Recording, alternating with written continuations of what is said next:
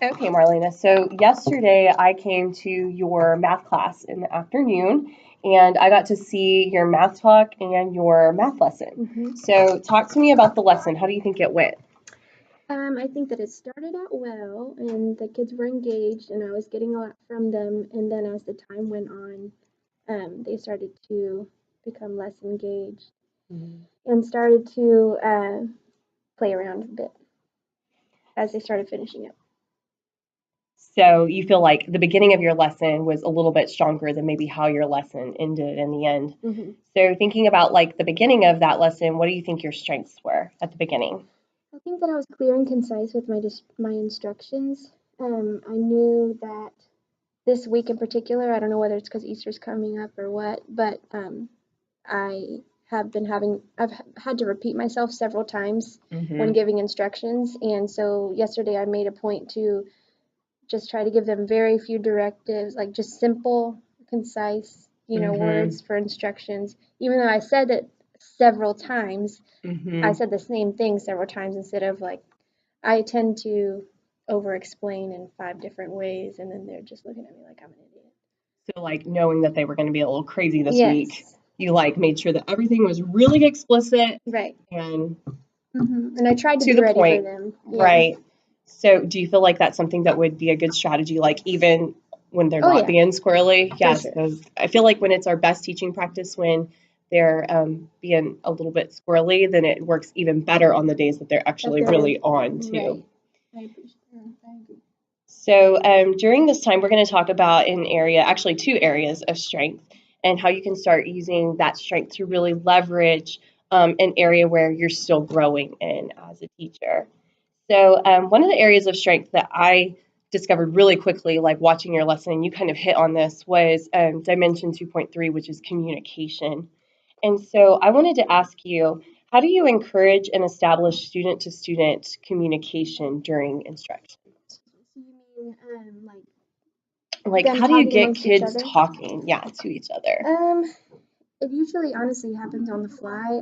I listen to what they're I guess I try to tune into what they're going to be interested in, like in that moment, and what my teaching point is, and just in that moment. I mean, so there's some thought beforehand, but really it just comes naturally as to like what our conversation's about. I'll try to think of a question that they can turn and talk easily to their partner about. That makes any sense. Yes, like I noticed just right off the bat, like when you were doing your math talk, there was a really great balance between you talking and the kids talking. And so I noticed that, especially in the math talk, you really gave kids time to construct their own learning, which I know is a routine and a procedure for your math talk, but I feel like you really gave them a lot of time and space to talk to each other about the different strategies. So I noticed that students had the opportunity to first solve the problem using their own strategy. Then they had the opportunity to turn and talk to a neighbor to share their answer and the strategy they used. And then they had another opportunity to share a whole group. And you did all this, you allowed them to do all that before you jumped in and actually shared your own strategy. Right. And then, just to tack onto that, when you did, I noticed that you used academic vocabulary, like you decompose the numbers. So although you weren't teaching about decomposing numbers, you really reinforced that through using that vocabulary just in your day-to-day interactions. And then when you began your lesson, you hit on this right when we first started talking, like you were really clear and you were really concise when you articulated information about fractions with the kiddos. And you had that supporting visual that's like right over there. And it's also really clear and concise. Like kids can look at that visual and they can clearly see what they were working on, the language to support them with that. I also noticed that you use questions throughout your guided and your independent practice to kind of probe kids to not what's your answer, but how did you get there and how did you know? So I felt like that was a definite strength. So that's great that comes naturally to you. Thank you. So another strength, and you're really known as a guru on campus for this, is your classroom culture. So I wanted to ask you, how do you determine or plan your classroom procedures to make sure that your classroom is a respectful culture? I know that you have some students in here that struggle in reading and in math, and I'm sure that their peers are aware. So how have you built a culture that even those students feel safe? Well, I've said the main thing that keeps my classroom in line, I guess, is the fact that something that I have noticed or learned is that the kids feed directly off of me. So if I make the kids comfortable that, are struggling, if I make them comfortable sharing their answers, if I make it a safe place, then the other kids are going to make it a safe place too. If I never give the kids that are struggling an opportunity to share their answers and only call on the high kids, quote unquote, then they're going to be known as the kids that give answers, and then that shows the other kids all I want are the right answers. But something I've repeated over and over and still repeat all the time is that it's okay if we make mistakes, that we're all still learning, and the kids actually say that to one another. So if like a kid gets an answer wrong, I'm never like, oh, well, we've learned this, for weeks. We've been learning I say, that's okay. You just don't understand it yet. And we say that. Right. Yet. We use yet a lot. And I've heard the kids say to each other, like if they see a kid's a little embarrassed if they didn't get the right answer, they say, it's okay to be wrong. We're not right all the time. And also being, I don't know if the word's humble as a teacher. Letting them know, when I make a mistake, I say, Miss Meadows made a mistake. I'm very, I have to, even when it's hard, and sometimes it is hard, but I'll just say, teachers mess up too, and it's really, I think that's huge for kids to realize. Right. So you feel like to establish that classroom culture, it started first with you. Yes. And so if you wanted your kids to be respectful and to value mistakes and learn from their mistakes, you had to first model that and give them the language. And I've even had to, there have been days where I have not respected them. And then that day I see a change in their behavior. They start disrespecting their friends. And I'm like, and I look at them like, how dare you? And then as I think about it, I'm like, oh, crud, that's what I was doing earlier. And that's why. So we've come to the carpet and I've said, I'm so sorry for this or that. Right. That wasn't the right way to handle, So just really being mindful of how you impact your kids. Yeah, that's very insightful. It's a hard pill to swallow. But Yes. Well, and I love that you mentioned just that power of yet, because that just really communicates that, our mistakes are our mistakes now, but they, we can grow and we can move past those mistakes and grow, to be successful. So what do you think would be different about your classroom then if you didn't model that type of behavior? Well, I mean, my first year of teaching, I didn't model it, at least for probably the majority of the year. I had a really rough class, and I was just, I had a really hard time because I had some really disrespectful students, and I took it personally, and I was very prideful. So I know what would happen, and instead the classroom would not be just a lot of bickering and arguing and tattling and bullying. Right. I was bullied, a lot of real clicky, and a lot of, oh, that's the, that he's not smart, that's the dumb kid, or that's the bad kid, or how bad so and so's being. So like the absence of you establishing that culture would result in the exact opposite. Yes. And you've seen that firsthand. Yes, unfortunately, yes. So when I was thinking about, your strengths of that classroom culture piece, I love that you hit on that, because I can definitely see where you model that type of behavior and that you value all of their thinking. One thing that I observed is just how engaged your kids were. And I feel like engagement is a direct product of having a positive classroom culture. And I noticed that when students were on the carpet and when they were sharing their answers and their ideas, they make eye contact with each other and they listen to each other. And if any student had the wrong answer, they didn't feel the need to call that kid out, or if they, disagreed with the strategy. And so I felt like all of your students are really supportive of each other, even when they make mistakes. And I feel like you could see that on any day that you walk in your classroom, just from being in your class. Like, that's a day-to-day occurrence, and something that you've done so strategically. I also noticed that your students always listen and respond to the many different ways that you've called for their attention. So I know that, your kids, being just what, they're 7 and 8, that their attention spans are like that. So, but you have so many routines and procedures in place that get their attention quickly and redirect them.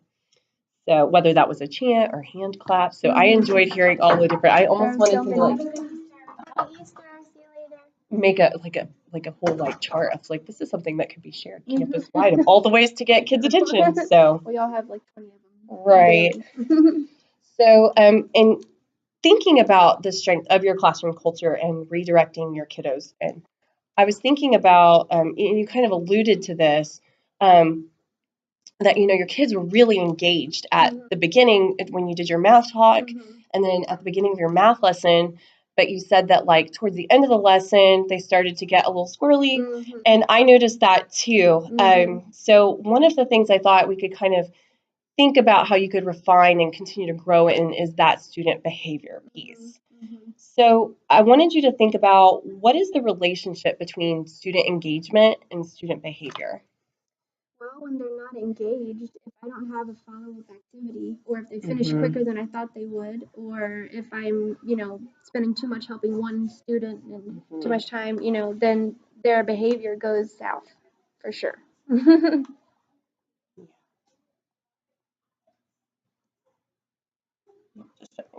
No, you're okay. Yeah, and that's almost exactly what I was thinking too. And I've noticed just from my own classroom is sometimes when that plan isn't in place for those early finishers, they find things for themselves to do very quickly. It's for sure a weakness. So I noticed when I was trying to pinpoint what was engaging your students, was I felt like your students were really highly engaged when they were sitting on the carpet with you, and when they had opportunities to either talk to you or talk to a peer. But when they returned to their seats and were supposed to be working independently, or, even collaboratively with a partner, as soon as they were finished, or if the person beside them got finished, they quickly found other things to do, whether it was, playing with the fraction paper. I'm really struggling with that independent piece. It's been a struggle all years. I can't figure out how to get them to independently work quietly. Right. And I don't know whether it's because I give them too many opportunities to talk, and maybe I'm not being strict enough, being too lenient. I don't know. So you feel like maybe you haven't set an expectation for. I guess, I feel like I am. I feel like, so-and-so's being so quiet, clip up. I'm trying to be positive. But today, I know this isn't the same lesson, but today I said, I had to get really firm with them, and they were quiet. I'm like, oh, but I don't want to be like that all the time. Right.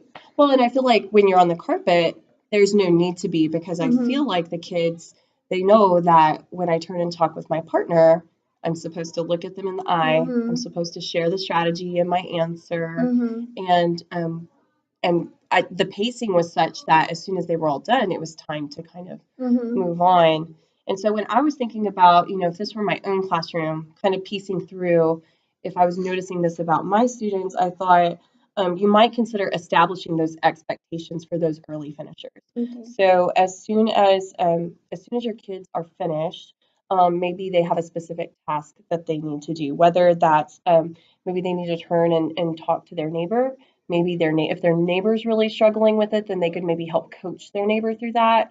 Or maybe if both students are finished, maybe they could do that same strategy that they do on the math talk, where they share their answer and then compare their strategies. And maybe that would kind of give them some space. Or I was also thinking maybe for kids, if it's not knowing when they're all finished, because it's hard to know who's finished and who's just feeling silly and they're confused. What if there was some sort of signal that maybe they could signal that they were finished? You're supposed to do this. Yeah, I noticed that you one of the students did that during your lesson. maybe when they're working independently, if it was like maybe a cup system, like you put maybe the green cup is on top when they're working and they switch it to their red cup when they've stopped. And maybe that would help you to kind of have a visual of the room and maybe motivate some of the kids that are just squirreling around that they want to switch their cup, as they notice everybody else's cup. So I don't know. I'm right there with you piecing through, what do we do with our early finishers in math? Because my background's ELA. So, do I give them more work? Because also what I've been told is don't punish the kids that are doing great by giving them more work. Right. And I think that's definitely wise. I wonder maybe we could even provide those kids with a little bit different leveled assignment. I loved the question that you asked them at the end of basically how does the fraction affect the size of the piece, that maybe some of the kids could really grapple with some of those questions, those higher level questions, maybe a little earlier than some of your other kids do.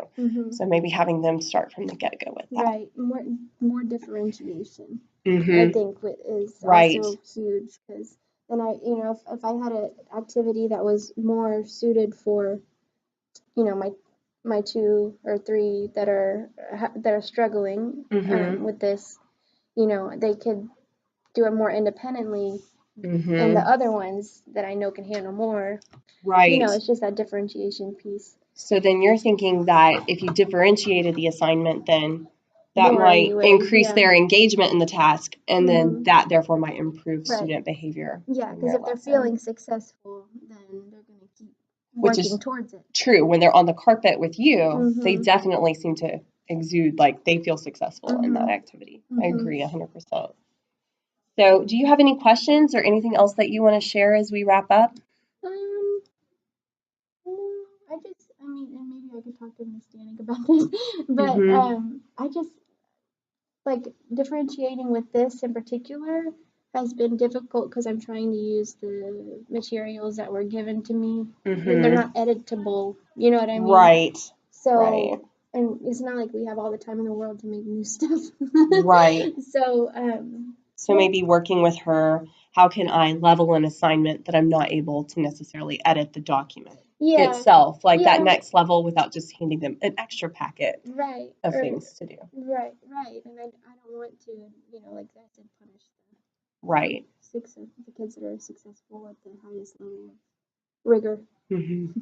Well, I love that just everything that you share is just always so student-centered. You're always thinking about your students and thinking about them as a whole, about just their emotional and their social, and building them up to feel confident. And you're also thinking about, them academically of what can I do to help each one of them to be successful no matter what level they're coming from. So thank you. I really enjoyed visiting your class, and that's all for today. Thanks.